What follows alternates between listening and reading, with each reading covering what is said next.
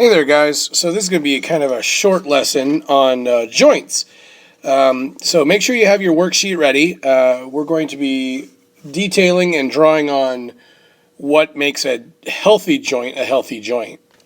As we go on to this picture here, it looks like a healthy joint has four main things that we need to talk about.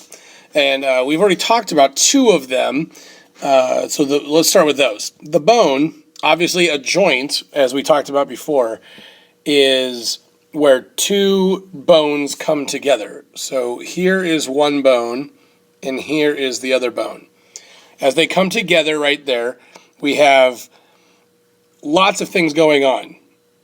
The main thing we talked about before was that we have cartilage between the two bones. In this case, we have cartilage on the ends of both of the bones, which is the orange there that you see, covering the two bones so that they are padded, so they don't rub. It kind of gives them less friction so that it's smooth when it moves. And if you move your fingers right now, you can see that they don't hurt. And the reason they don't hurt is because of that cartilage. Now, the other two things that are there also help the gliding and the less friction of movement. The blue is something called synovial fluid. Say it in your head with me. Synovial fluid. And synovial fluid is very important. It's not actually that much. It's not that big like it shows in the picture there. But in every single joint that you have, you've got this fluid in there that helps lubricate. So it's kind of like oil in your engine of your car. The oil is there to help the metal on metal pieces slide over each other. The synovial fluid is like that for your bones. It makes it so it slides over each other and makes it easy to move. And then the synovial membrane is just a piece of tissue on both sides that makes that like a pocket so that the synovial fluid doesn't get out. So the synovial membrane and the synovial fluid work together to lubricate your bones, and the cartilage acts as a buffer or a pillow.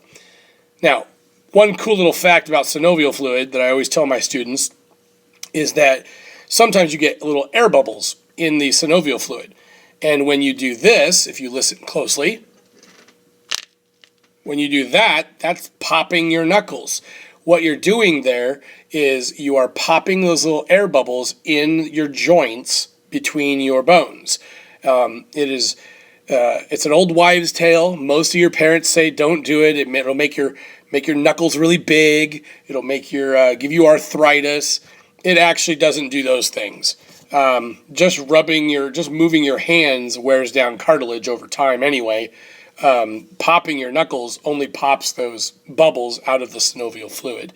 They're not actually making your knuckles bigger. They're not doing anything else. What it can do over lots and lots of time is it can bend your fingers certain directions, or your neck or your spine. But a chiropractor supposedly lines up your spine and pops your back so that your spine settles back to where it's supposed to be. All right, now some of these other pictures that I'm going to show you here, we're going to go through them a little bit quicker.